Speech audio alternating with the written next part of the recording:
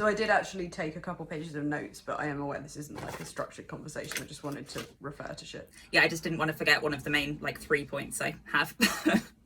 Yeah, I literally just wrote as I was watching. I came home from work, had a smoke, watched it, had another smoke, did this. This is an excellent excuse for me to drink coffee at 10 o'clock, so. I haven't had dinner yet, so we're definitely not recording for too long. Yeah, no, for sure.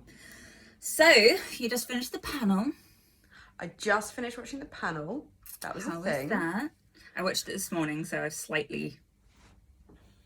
Yeah, so for context of when we're recording this, the panel was last night, Friday the 9th of October. Sure. So you watched it this morning, Saturday the 10th. Yeah. I watched it literally just now, but I did watch the trailer they released last night. We both did. Yeah. Which is when we reacted really in a nice way. Yeah. I wasn't too bad. Looking back, I'm okay. I look back at it and yeah, I wasn't a dick about it. I think I meant to be more of a dick than I was. I should probably do a quick intro for us because Tell people who we are, why we are.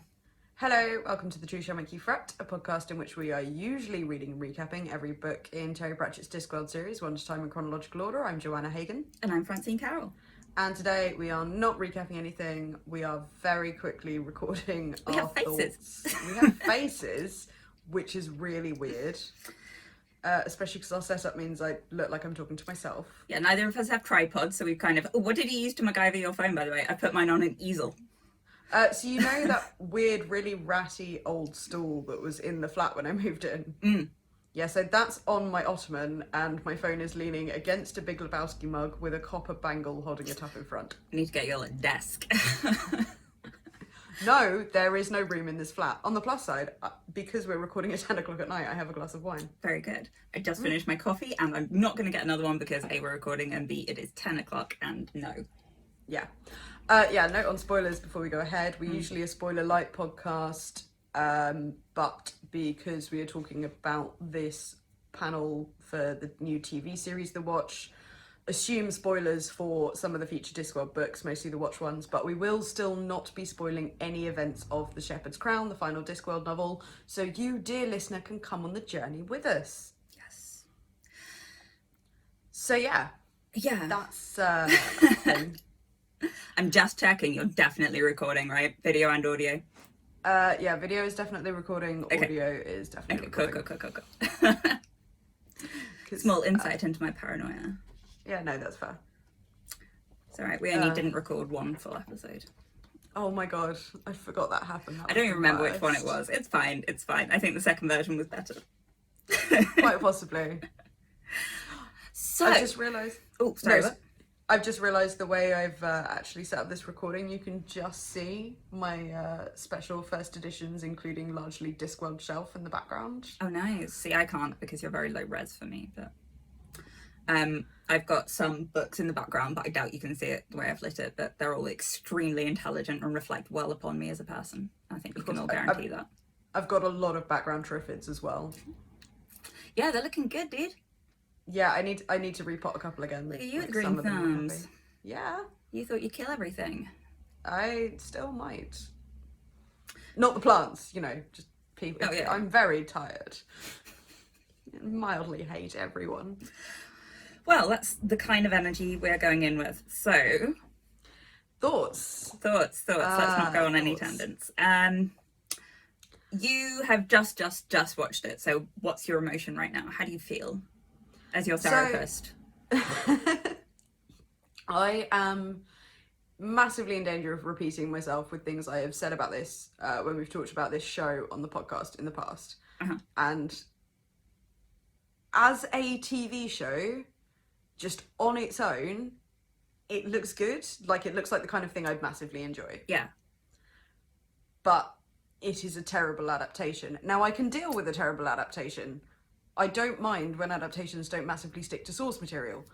But when it's an adaptation that doesn't stick to the source material and does really shitty things, and the two specifically shitty things I'm on about are the main one I've ranted about before, which is young, thin Sybil. And some more notes on Sybil I have now as well. Yeah, I've got some more notes on Sybil. But the other big one is making Vimes a funny drunk. Yeah, so that was kind of what made me finally have opinions, which is Sam Vimes as one of my absolute favourite characters in the whole world, and a stone-faced recovering alcoholic, and the fucking poster of stoicism, and kind of, even when he was an alcoholic, it wasn't played for laughs really, but here he's just a gurning drunk in eyeliner. I mean, he's Captain Jack Sparrow.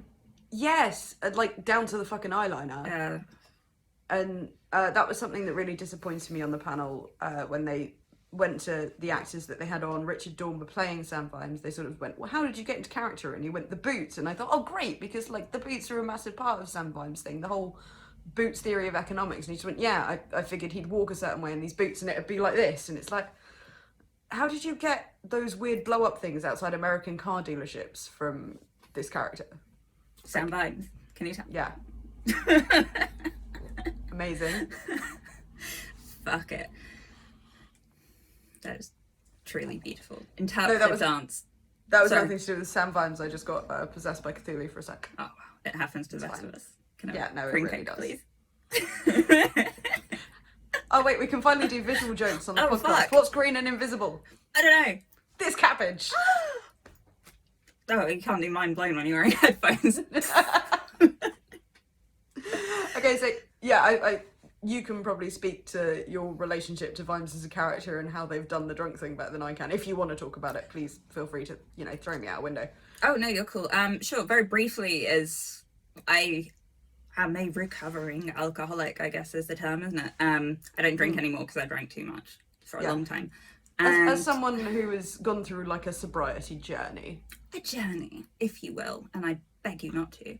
I'm sorry that I am literally drinking a glass of wine. Oh no, that's cool. I mean, it's been a few years, so. Yeah. I started reading Pratchett a long time before all of that. But reading it again during, because obviously you reread Pratchett in times of difficulty. Yeah. It stood out to me even more, and he is kind of I don't want to say an inspiration, because he wasn't. The fact that I didn't want to completely fuck my life was my inspiration. Yeah. But he was a character that had done this and had done it for similar reasons, in that, oh, I'm fucking my life and now I'm going to try and turn it around. And to see that fairly complex journey reduced just to, and do you know what? I might be completely unfair here. They might be going to do something in that storyline. It's an 8-part series. They only showed us a couple previews. But even if so, the way they've played it with you know how I feel about Gurning, Joanna. Yeah, no, I'm with you on the Gurning. Just because of that, I'm going to recant my previous, oh yeah, no, it looks like something I'd watch, even if, like, it, if it wasn't a Discworld thing, I'd enjoy it. No, not anymore. I can't be doing that kind of shit. You know how I feel about that, yeah. Yeah. You can't just put eyeliner on it and call it cool. No. I learned that when I was 14. I mean, I'm still struggling with that. The only reason I agreed to do visual today is because I happen to have a full face of makeup on because I met you for coffee. Boom. But yeah, no, that is kind of a thing.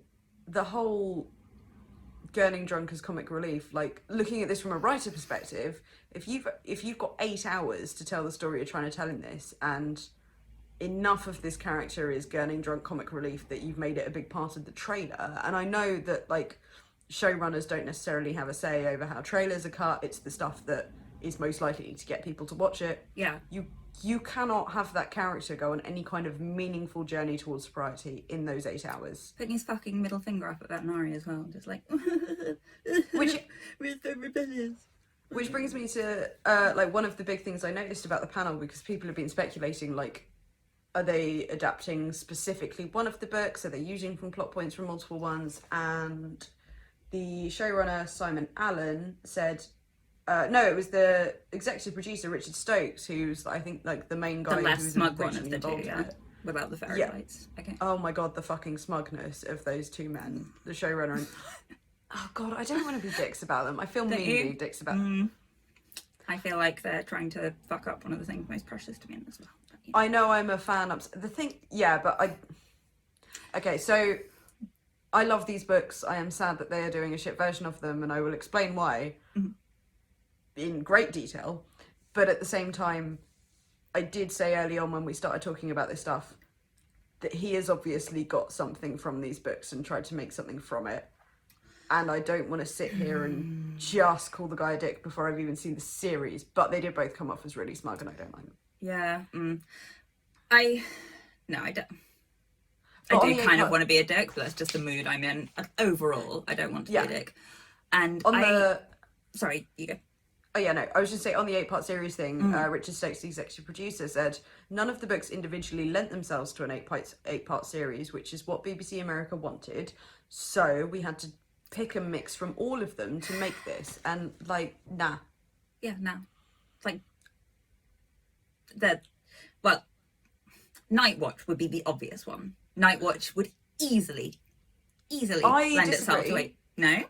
Oh, go on. No, Night Watch would make an amazing 8-part series, but if you're going to adapt the Watch books, there is no point bringing Night Watch to screen to new viewers if you don't have the context to the previous books. The reason Night Watch is so fantastic is because you see a lot of these characters in their younger form, and you see how they got to where they were at the beginning of Guards. I genuinely think that's a good point. And this is a point I made when we talked about this in the soft open in I think one of the Eric episodes.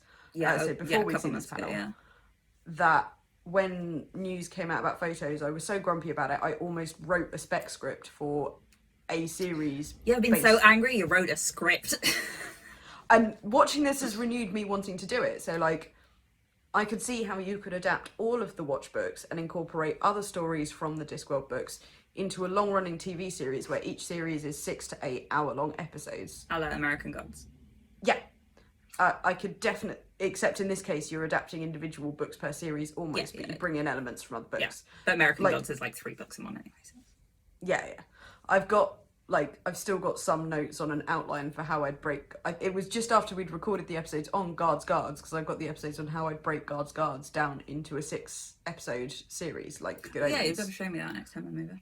Yeah, I will do. Well, I might type them up and, I don't know, do something with them. I might still write that fucking spec script. Do it. Write the anger. Write into productivity. I like that vibe.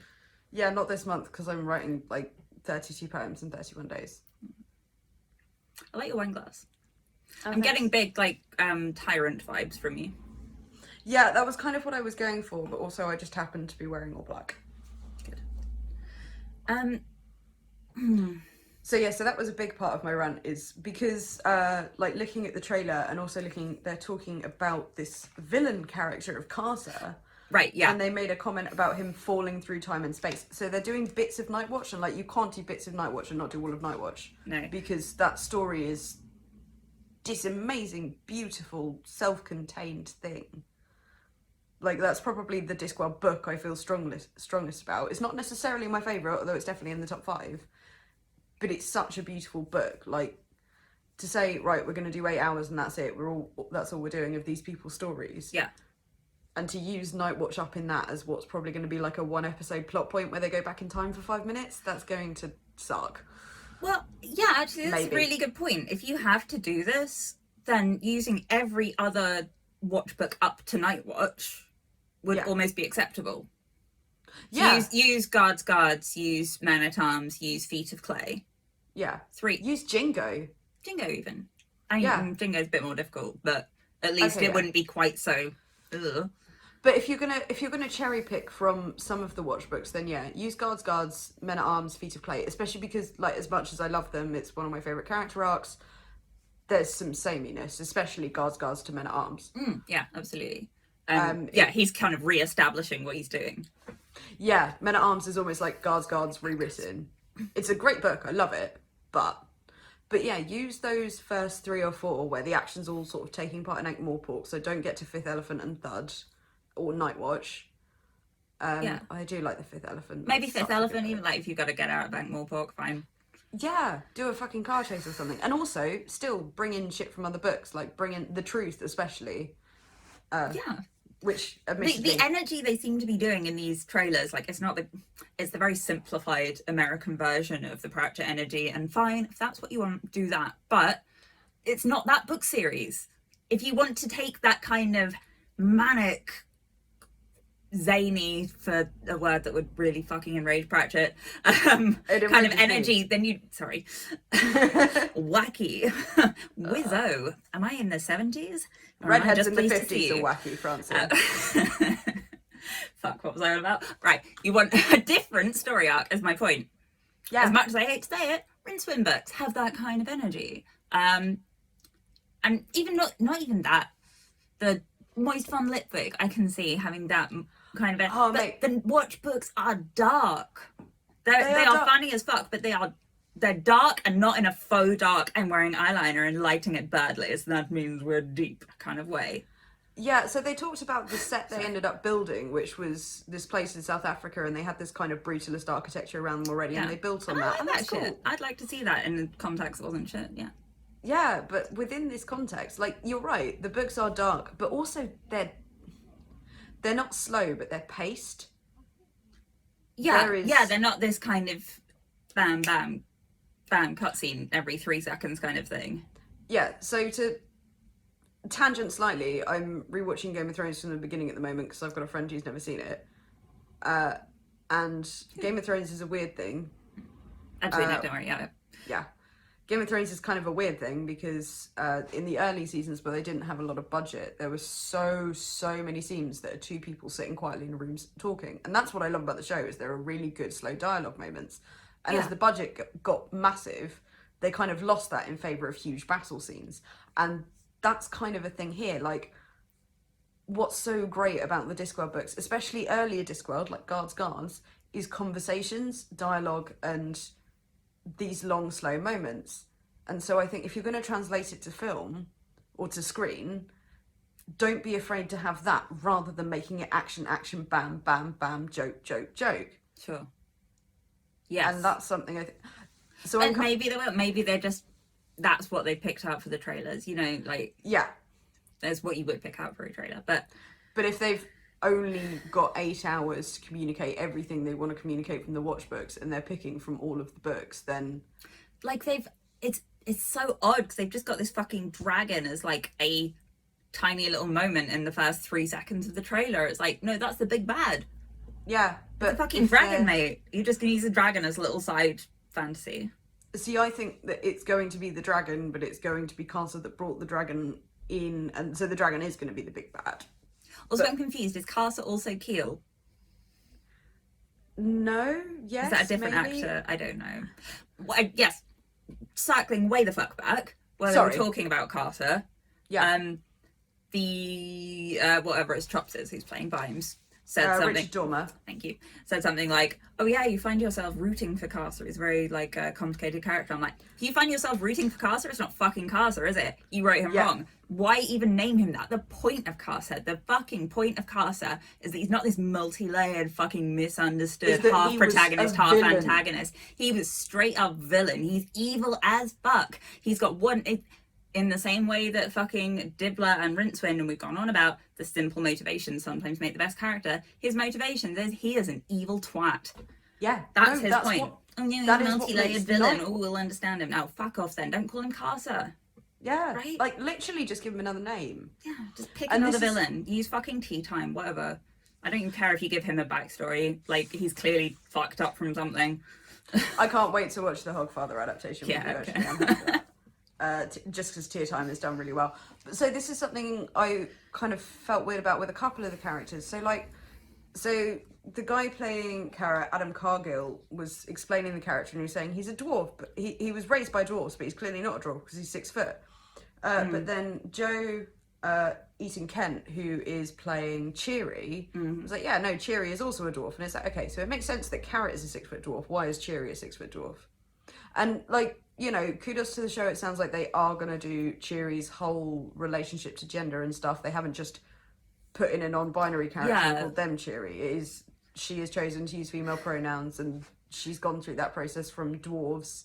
So I'm glad they're doing that, and I'm excited to see what they do with that. Yeah, that's the thing. I don't want to slag off the entire thing just because, like, they are doing some cool things. I would have been quite interested to see Veterinary as female, because by the looks of it, the Anna Chancellor's awesome. Yeah, she's doing some cool stuff there. Like, Cheery as non-binary and going through this whole journey, would be super interesting. It's like they've put so much effort into some things, but those things aren't really the Discworld things. And also they seem to have just filled the rest in with the cheap, in vogue American fantasy comedy bollocks, you know. Yeah, I'm not. Yeah, very sold. But also, I kind of feel petulant. I feel sorry for the actors, especially Laura Rossi, who's playing Sybil. And like, I've bitched so much already on the podcast about young, thin Sybil. I'm not going to do the rant again. I want to see a fat middle-aged woman on screen, and I'm gutted. Yeah, and it's not Laura Rossi's fault. And I'm sure she'll do fucking fantastically with the character that was written. Yeah, this character that they have called Sybil Vimes seems like a really fucking cool character. Yeah, but she's like, not Sybil Vimes. But she's not Sybil. So it's like she's you go. Sybil's your rant. Yeah, she's pompous and entitled, but also wants to change the world, is how Laura Rossi was describing the character. One of the best things about Sybil is that she's posh, but she's not pompous or entitled. Yeah. She's that sort of slightly surprised that, you know, she's so good at putting other people at ease. She's so good at not being entitled. She's so good at not letting her poshness get in the way. She knows that people will feel a bit uncomfortable around her because she could literally buy them, but she makes sure they feel comfortable because of that. Yeah, she's aware of that and does not like that. Exactly. So she's like hyper social aware, not the opposite. Yeah. So they've not just made Sybil young and thin, but they've kind of completely reversed her character. But again, I feel sorry for the actor because she is going to get so much flack for not being the Sybil Vimes people want to see on screen. Which, by the way, we will bitch all we like about the show in general, but massively condemn anyone going out and like fucking harassing actors and whatever. Hugely. Like, we're doing our own third party little bitchathon here. You don't directly contact people making shit and tell them their shit because you know where their stuff's like. Yeah, we are not fucking tagging the showrunners in this rant. But I do feel kind of bad for her and for Jo, who's playing Cheery, because I think, honestly, marginalised actors, a woman of colour and a non-binary person are going to be the ones that get the most flack because people suck. Yeah. And also because they're two of the bigger character changes, which is the other sucky thing. Like, they've made these changes, and I don't dislike changes in race or gender, but some of the Pratchett fandom is kind of a bit white, cisgender, hetero, and middle-aged. Sure. Mm. And some people in that bracket are likely to point to things and go, oh, fucking social justice warriors have ruined it.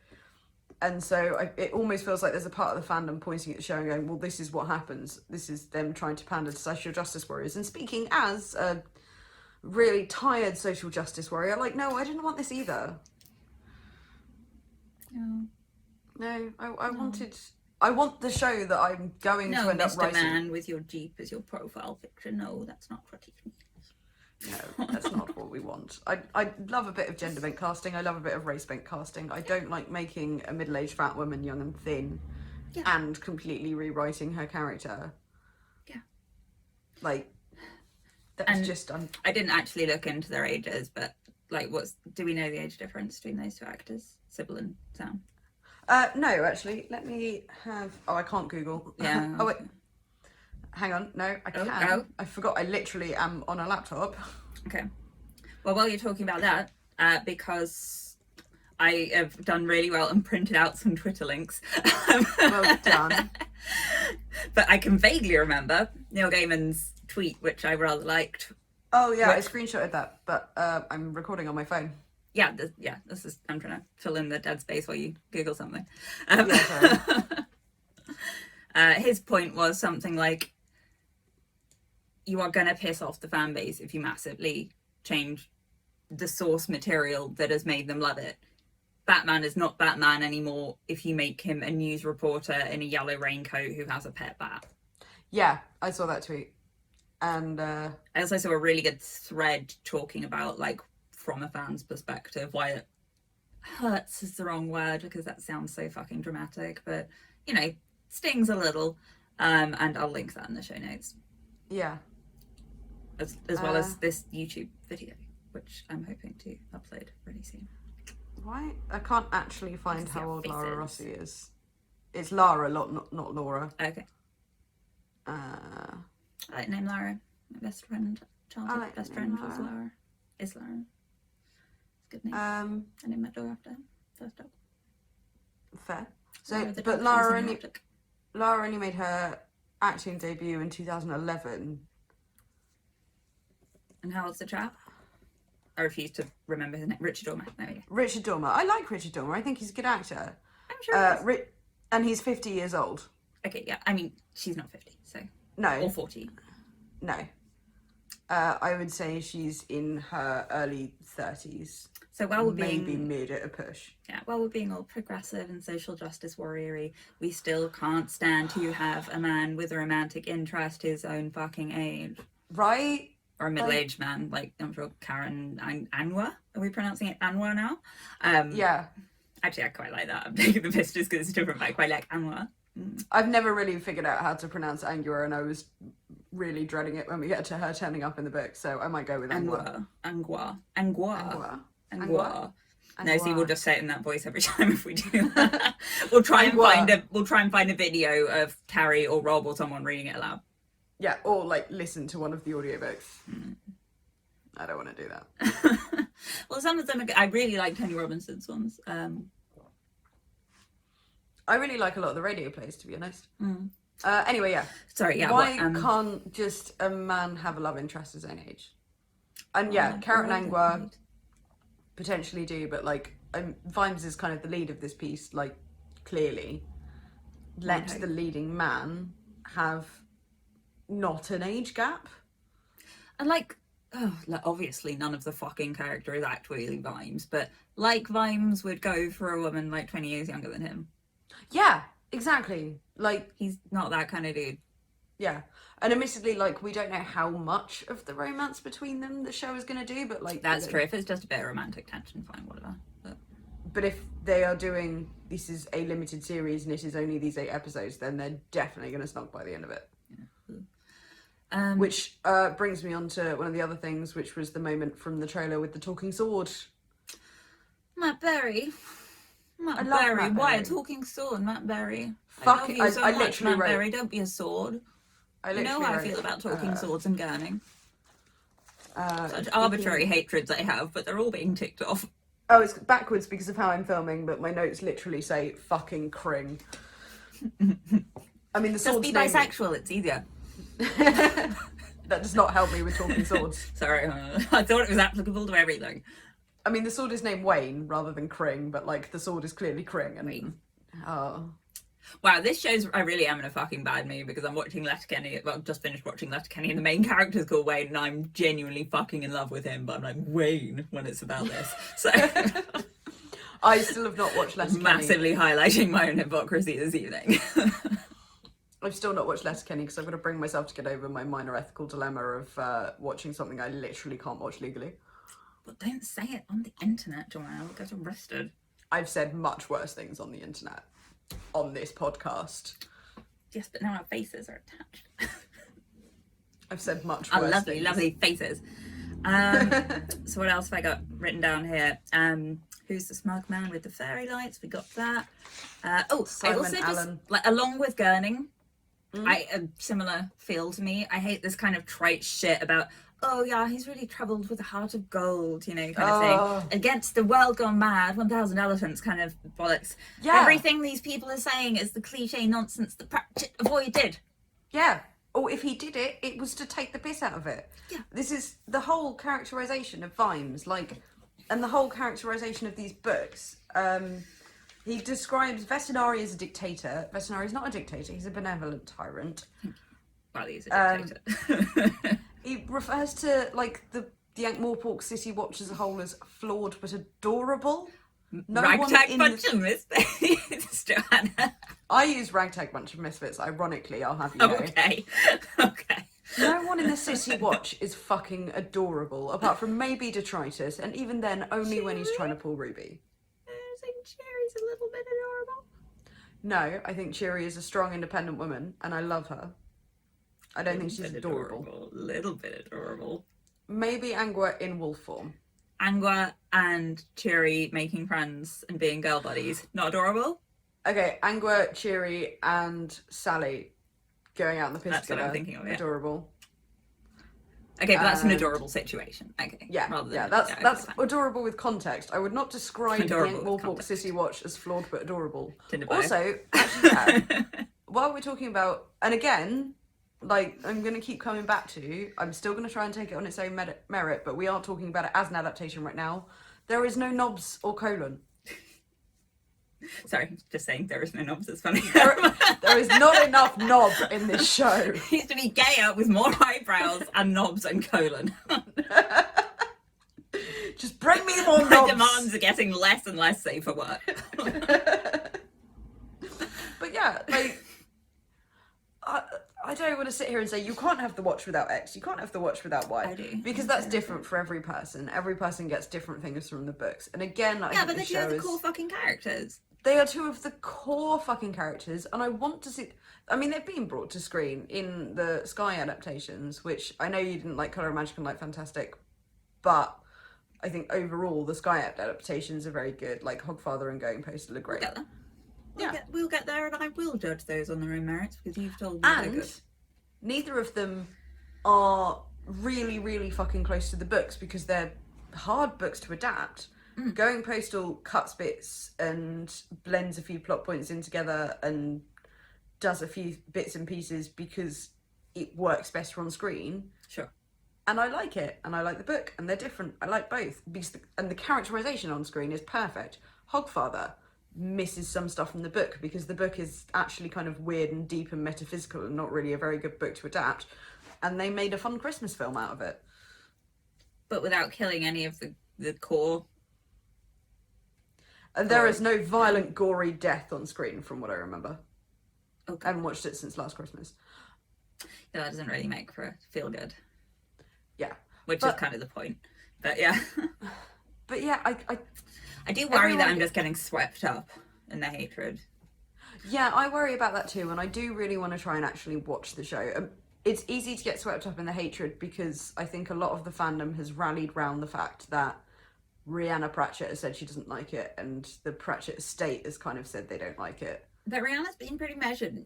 Like, last night Yeah, she she's not tweeted actually- something like, look, it's clear that this show shares no DNA with my father's works, and that is not Yeah. a criticism, nor is it, like, a praise. It is an observation. Okay, just saying something isn't a criticism doesn't mean it's not a criticism, though. Like, Saying anything is not very Pratchett, definitely a criticism. Exactly. And also, like, I love Rihanna Pratchett. She's being very measured, but she also knows what she's saying and how the fandom will react to it. Yeah. Because she has had to be on the receiving end of the Pratchett fandom for probably quite a lot of her adult life. Not to try and We are fucking put fucking myself terrible. yeah, not to try and put myself in her shoes. I have no idea what she's going through. Yeah. She's pretty cool. But yeah, honestly, the fandom is very swept up in the hatred. Like, I saw a bit of hashtaggery around the fact That president lady. that president lady, which doesn't fuss me, like, whatever, it seems like a stupid thing to focus on. She's not part of the show. If she's allowed to fucking have a misspeaking, I'm sure she's had a very busy week. Like, yeah. And like, we don't know how much of the show she's seen. That was a whole rapid fire round. yeah, she did really fucking well. As I'm just gonna go out and say, I assume she's not like a diehard Pratchett fan, and No. she misspoke once. Like, Yeah, give the lady a break. Don't be fucking weird, guys. yeah. And Says me ranting for 39 straight minutes so far. yeah, no, we have been ranting for a little bit, haven't we? This was going to be like 10 minutes, Francine. Yeah, but it's fine because I'm not editing it, so Oh yeah, no, this is just going out and no one's going to fucking watch this. yeah, this will never air. Oh, well, in that case. Oh no, Joanna, please. You look like you were assuming I was about to take my top off. I absolutely was. Oh, yeah, okay. I would, but this is like a really tight roll neck jumper and I've got headphones on. It would just be difficult. Now I assume you were going to start slides from your holiday, or getting out the PowerPoint presentation on why quince is a marmalade. Luckily, I have got this handy overhead projector. Oh no. No, it's We fine, need the to get triple us an later. overhead projector. Apparently we missed the boat a bit on that one because they were throwing them out of schools a little while ago. And like you could just What? grab one out of Skip. Yeah. What? And there you go. I mean, I don't do a lot of skip diving, but like for an OHP, I might. Yeah, I would have if someone had told me at the time. But So yeah, fine. so that that president lady thing that became a hashtag partly because obviously Rhianna Pratchett was watching the panel, and Rob Wilkins, who runs the official Terry Pratchett, Terry and Rob Twitter account, both tweeted that president lady at the same time. So the fans jumped onto it. It is funny. It's funny. It's like a one-off observation. It's not like it's not as telling as some people seem to think it is. Like, it's a panel host who, for all we know, and for all we know, hasn't even seen the whole series, because quite often panel hosts haven't. Yeah, I mean, she's maybe not got a spare 8 hours before hosting what is, in the grand scheme of New York Comic Con, a fairly inconsequential panel. Like, yeah. It was basically just it was a Zoom call. Yeah.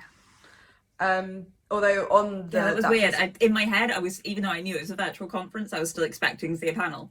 Yeah, no, that gave me a pause as well. Yeah. That president lady line was actually her asking Richard Dormer, how terrified is Vimes of veterinarian? He answered, very. And that was a weird characterization thing, because Vimes isn't that scared of anything, because Vimes is too tired and sad to be scared. Yeah. Like that, in Guards specifically. Yeah. Yeah, I'm trying to think, like, I'm not sure if he's ever... I think he's got a healthy fear of veterinarian the same way that we all have a healthy fear of, say, a jaguar. Or a scorpion pit. Exactly.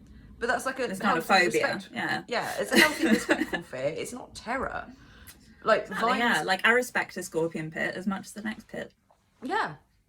But early drunk Vimes, he doesn't have the energy to be terrified. No. I think he's... he's just like... This kind of rounds us back. We were jokingly having a conversation earlier about how much of a will to live I've got, and it's like, well, I mean, if I was actually facing... Sorry. If I was actually facing death, I would have a very strong will to live. But when I'm just slightly tired at the end of my shift, then, like, nah, fine, just leave me in the snow. Which kind of brings me... You say that till you go outside in the snow, then you're like, bring me inside, I want a blanket. Also some hot chocolate, please. Oh, hot chocolate sounds good. I might have hot chocolate. What are you going to have for dinner? I don't know, whatever I have the energy to cook. I made bolognese. It was good. It is. I am probably going to just throw some pasta together with whatever crap's in my fridge. Fridge drawer pasta. Bolognese. No, you don't look close enough anymore. Yeah, no, well, you're 40 minutes away. It would be quicker to cook my own food. I mean, I also live above 8 takeaways, so... Yeah. The problem I can confidently say my bolognese is better than at least 3 of them. Yeah. It's probably better than the fried chicken place. Yes, definitely better than that. Yeah. The problem is, after 10 o'clock, you're not allowed to collect. They have to deliver. But I'm not going to get them to deliver upstairs. So I've got to figure out a way, if I'm going to get a takeaway, I've got to, like, order for delivery and then just put in the notes, like, just wait out the back of the kitchen with it. I'll come down. It's fine. Yeah, I'm sure that would be fine.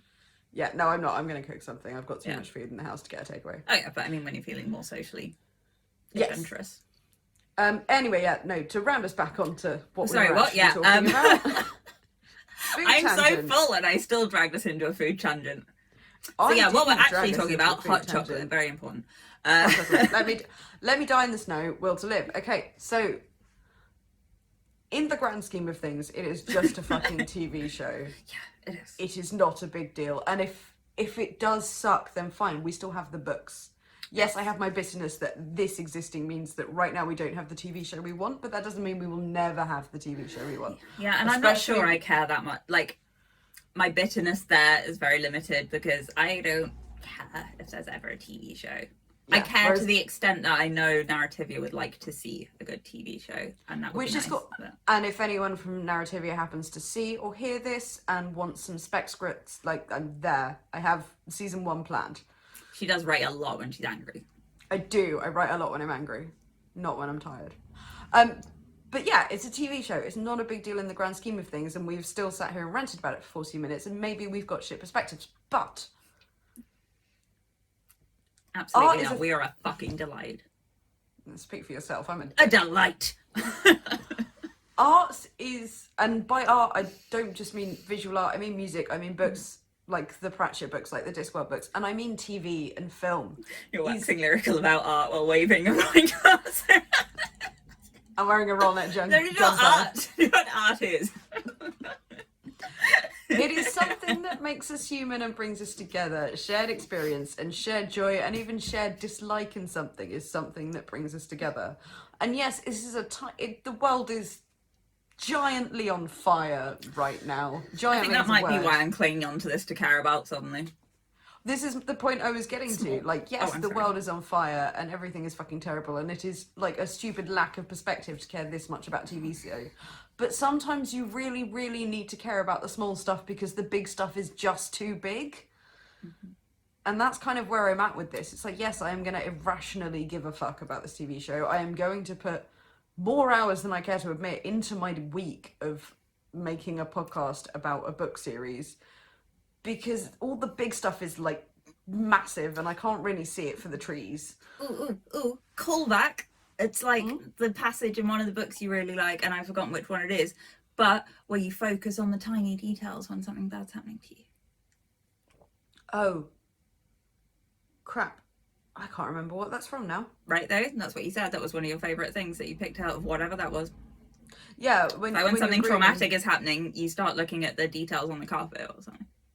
Yes, I know exactly what you're talking about, and I can remember the passage, and I cannot remember what fucking book it's from. Yeah. Anyway, it's that. Yeah, it is that thing. Answers on a pick card. Yes, thank you, dear listeners. We are focusing on the tiny details right now because the big stuff is just a bit huge. It's so scary.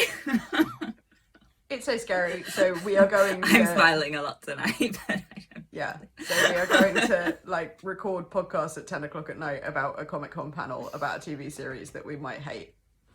Yeah, see, this is actually the other time that's good for me recording. Like, either we do it 10 in the morning or 10 at night, because now I'm coming back from my second wind, which will go into kind of unhappy insomnia. Yeah, I can't do 10 o'clock at night because I've worked really hard on my sleep hygiene. Oh, yeah, no, I mean, we absolutely shouldn't, but if it ever happens, then I'll be higher energy than I will be at 3 in the afternoon, because... Yeah, 3 in the afternoon is a bad time for us. 8 in the afternoon is a bad... Yeah. Anytime between... Yeah. Anytime between 2 and 9 is my down time, really. Yeah. Which is, like, quite a big chunk of the day. But... That's when most of my shit... That's when I do my boring tasks. I do my creative work early in the morning and late at night. Is there anything else you wanted to say about the panel and about the trailer and about the watch or about the world? About me? Oh. I love you.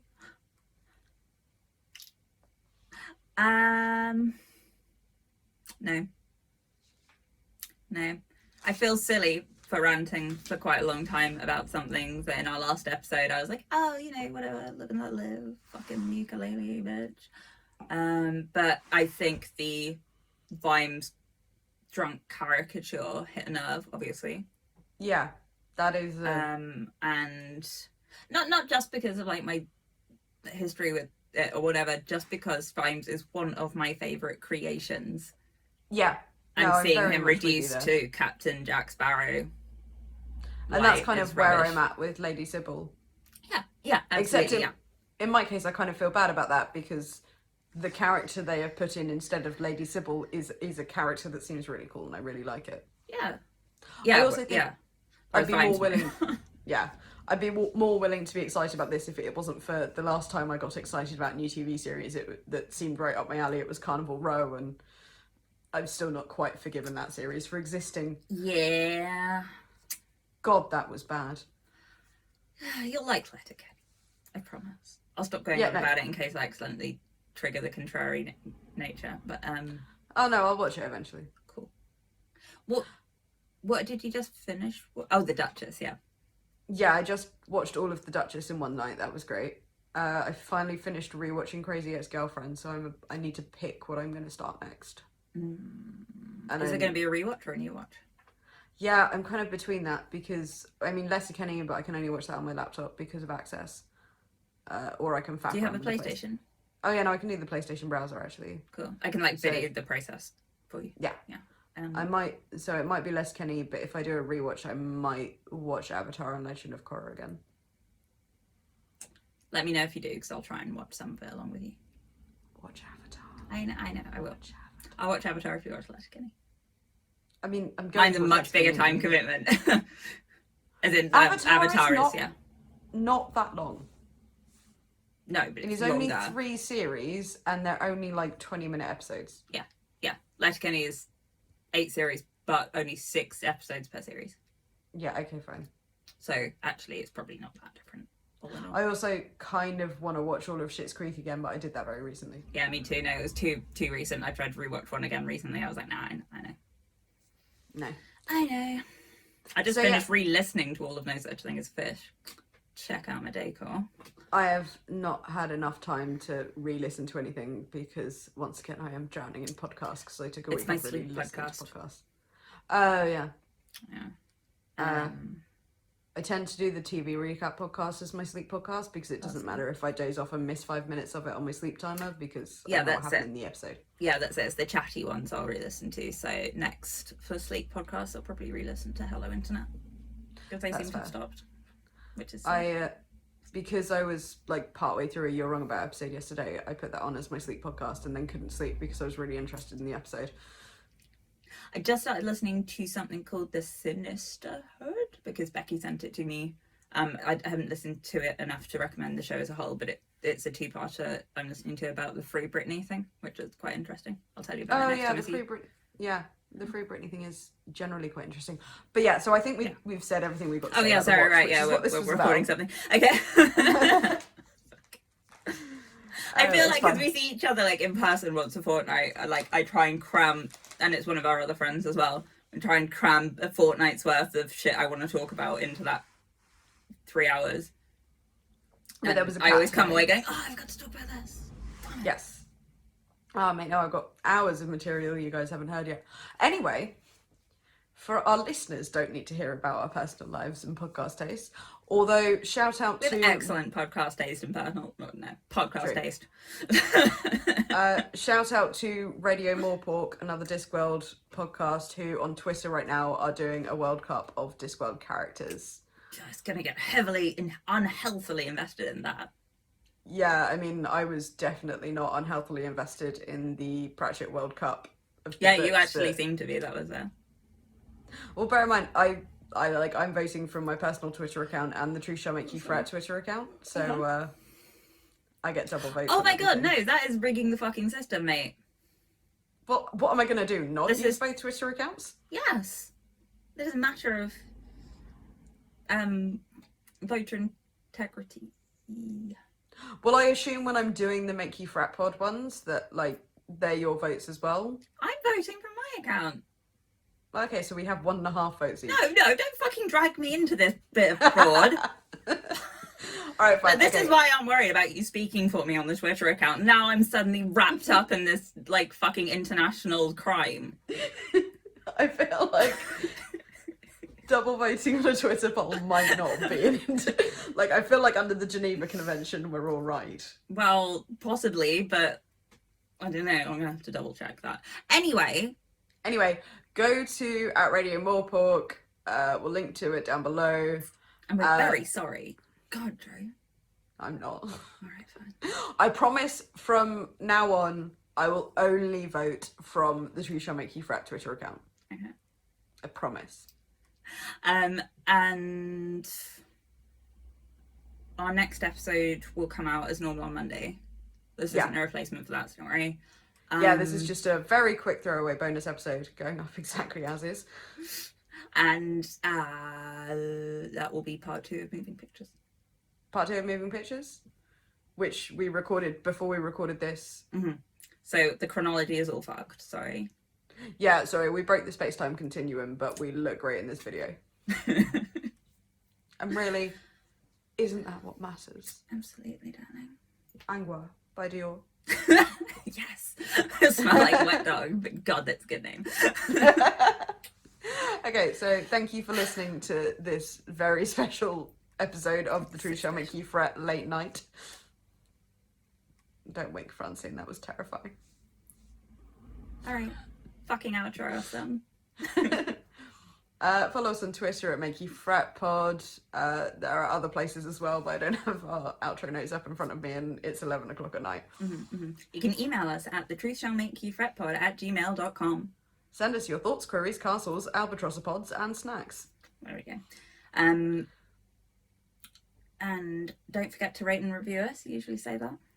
Oh yeah, please rate and review us wherever you normally Find get us your on podcast Reddit. because it helps other people find us. You can go to our shiny subreddit, The Truth Shall Make You Fret, but as an acronym. TTS. TTSYMF.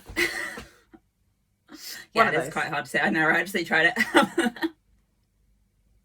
And in the meantime, dear listener, don't let us detain you.